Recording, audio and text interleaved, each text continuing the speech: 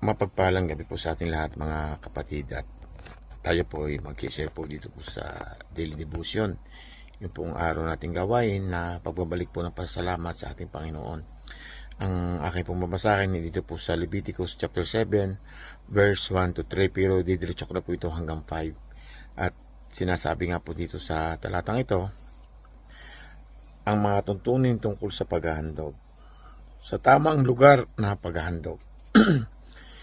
Verse 1, inutusan ng Panginoon si Moises na sabihin kay Aaron at mga anak niyang lalaki at sa lahat ng mga taga-Israel, ang sino man sa inyo na maghahandog ng baka, tupa o kambing sa ibang lugar, maliban sa tuldang tipanan, ay katulad ng taong nakapatay ng kapwa, kaya huwag ninyo siyang ituturing na kababayan ninyo.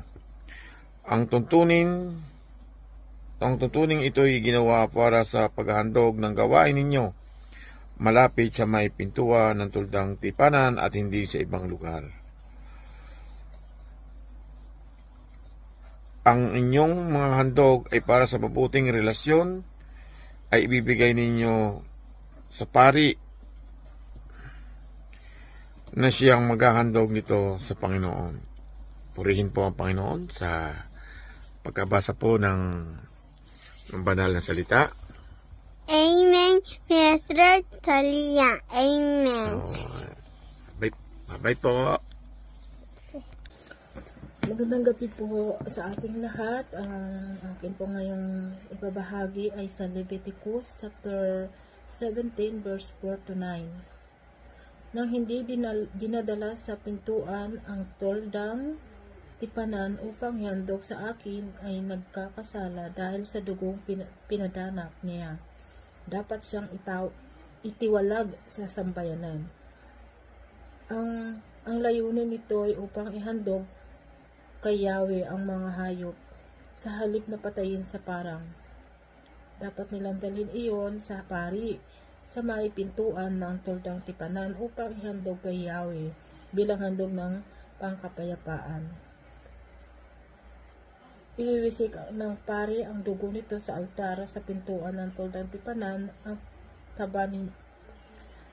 taba ninyon ay susunugin at ang usok nito'y magiging mabangong samyo para kay Yahweh. Sa gayon, hindi na nila iaalay ang hayop na ito sa demonyo na anyong kambing na kanilang sinasamba. Ito'y tinuturing na susundin nila at ng kanilang lahi habang panahon. Amen. Po ay bumabati kami ng mapagpapalang gabi. Magandang gabi po sa atin lahat, at babasahin po namin ay para po kay Aden. Matatagpuan nito sa Leviticus chapter 17 verses 6 to 7. Sabi po rito, the first is the splash that blood against the altar of the Lord at the entrance to the tent of meeting, and burn the fat as a normal blessing to the Lord. 7. They must no longer offer any of their sacrifices to the goat idols, to whom they prostitute themselves. This is to be a lasting ordinance for them and not for the generation to come. So babala sa atin, no?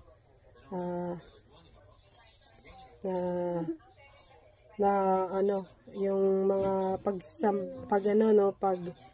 pag hindi tama yung mga alituntunin na iyong susundin, mapapahamak tayo. Gawin lamang natin makakalugod sa ating Panginoon, no? At huwag tayo maghandog doon sa parang mga, nabanggit dito yata parang mga demonyong kambing, no? Dahil ito daw maglalayo sa atin sa Panginoon. Sundin ang mga tuntuning ito at susunod pang mga henerasyon. Kaya tayo, yung mga henerasyon ngayon na nababanggit dito, lagi isang guide to, guide natin to ngayon, instruction. Ito po ng Biblia ay manual instruction ng ating buhay. Kaya kung ating lagi nating hindi nilalayo ang salita ng Diyos, tayo po ay may tatama, no, sa ating pong takbo sa buhay, no. Maraming salamat po. Yun lamang at God bless po. Magandang gabi po sa ating lahat. Ang aking ibabahagi ay makikita sa Leviticus chapter 17 verses 8 to 9. Ito po ay para kay Hasman. Kayong mga taga-Israel at ang mga dayuhang nanirihang sama ninyo, tandaan ninyo ito. Ang sinuman sa inyo na naghandog ng anumang uri ng handog sa ibang lugar at hindi na sa may pintuan ng tulda ay huwag ninyong ituring na kababayan.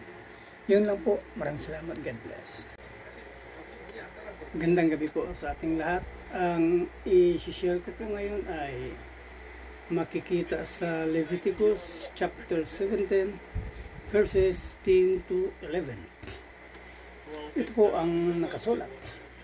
I will set my face against any Israelite or any foreigner residing among them who eats blood, and I will cut them off from the people.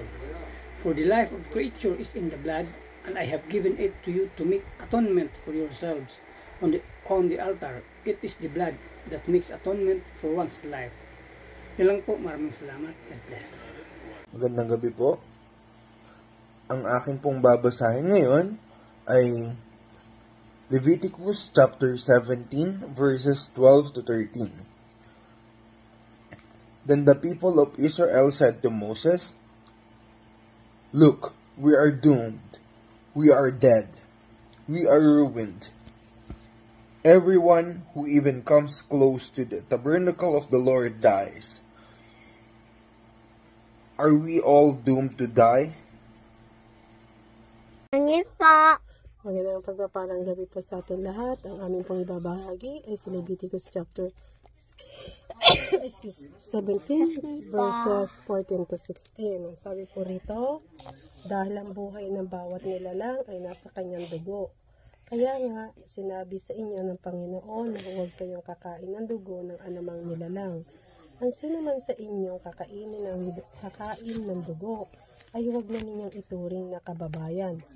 Ang sinaman sa inyo, katutubong Israelita man o dayuhang kumain ng hayop na namatay o pinatay ng kapwa-hayop, kailangan niyang maglaba ng kanyang damit at maligo, pero ituturing pa rin siyang marumi hanggang sa paglubog ng araw.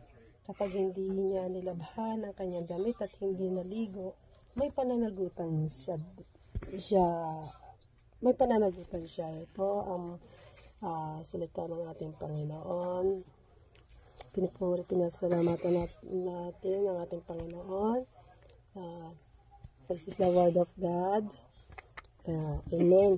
Dito na po pahabain ang aking pong kaunting paliwanag. Patuloy po ito na minumulat sa Leviticus, no, dito sa pahayag ng salita ng Diyos. Ito'y patungkol sa mga alintuntunin tungkol sa tamang lugar ng paghahandog. Diba po, may tama talaga na dapat pag-aalayan ng paghahandog dito para sa gusto ng tao na siya ay magpalinis, no, at sa mga nakaraan natin nabasa, dalawang uri yung paraan kung paano nililinis, no, sa mga nakaraan, yung dalawang uri ng hayop, no, yung sa mababanggit ko lang, no, sa natatandaan ko doon sa kalapate, no, isa ho doon ay papatayin at bilang ito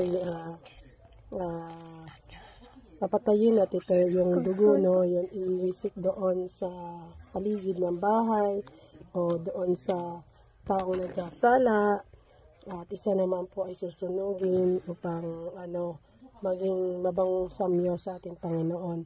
Ito naman po ay patuloy lamang po, no, na tinatama tayo ng ating Panginoon, na nais ng Diyos na linisin niya ang bawat nilalang niya, no, na di po ba itong mga Israelita ay sila nga po yung chosen people na dito sa ating mga nababasa, kaya hinahanda sila, nililinis sila ng ating Panginoon para maging karapat dapat sila para sa ating Diyos Ama. No? Bawat pagkakasala ay nagkakaroon ng kabayaran, ng alituntunin kung paano sila hihingi ng tawad sa Panginoon at muling tatanggapin ng ating Panginoon. Ganun din po sa buhay natin na tayo, no, bilang Kristiyano, kapag nagkakasala, no, dapat halos araw-araw, no, oras-oras nagkakasala tayo, kaya dapat lagi tayong lalapit sa Panginoon kung nais natin mapatawad tayo ng ating Panginoon at muling tanggapin ulit tayo ng ating Panginoon. Dapat tayo ay susunod sa kanyang nais na maging banal tayo at lumago din sa spiritual, no? At yung ang bilang ngayon, wala na po tayong iaalay ng mga animals katulad sa mga nabanggit dito, kundi tayo na lang, no, yung living sacrifice, yung tayo na yung bilang ito ang ating katawan, no, na nais pamahayan dahil nga ang ating katawan ay temple ng Diyos, no, na kaya dapat natin ipalinis sa Diyos kapag tayo nagkakasala para ang kanyang tayo mapamahayan ng ating Panginoon, no? May tamang paraan. Paano ba tayo lalago?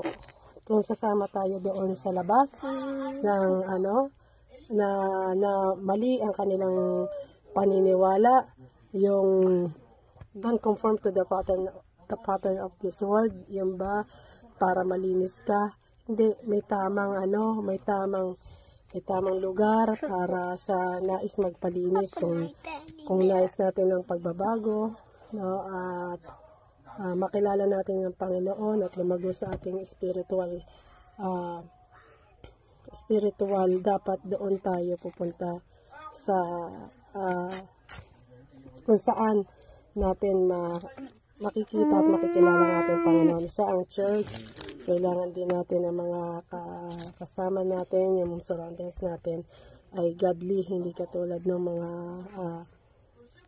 yung sa mundo nagbabatay, no? Kaya po ito, yung alintuntunin na ito ay patuloy lang paalala na paglilinis upang tayo sa ating pagkakasala para sa pagharap, no, paghahanda sa atin, no, sa darating na Panginoon, na ihaharap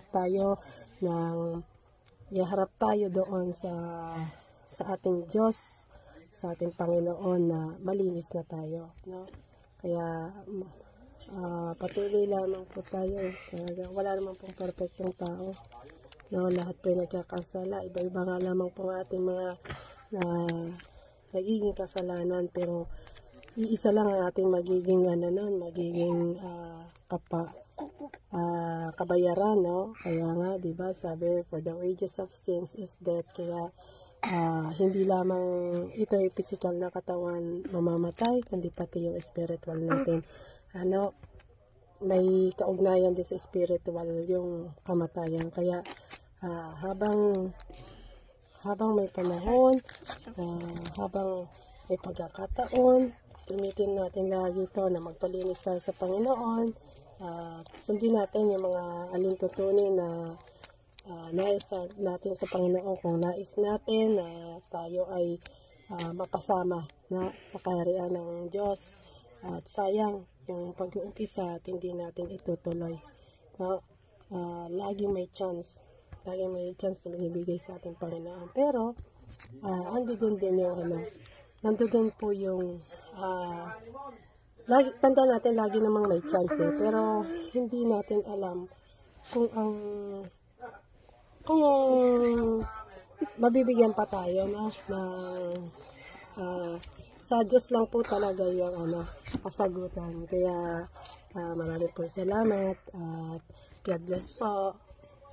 Preserve, Holy, thank you, everything, Jesus Christ, Amen. kita 이모 보고 싶습니다. 사랑합니다. 내일 보자요. 감사합니다. 감사합니다.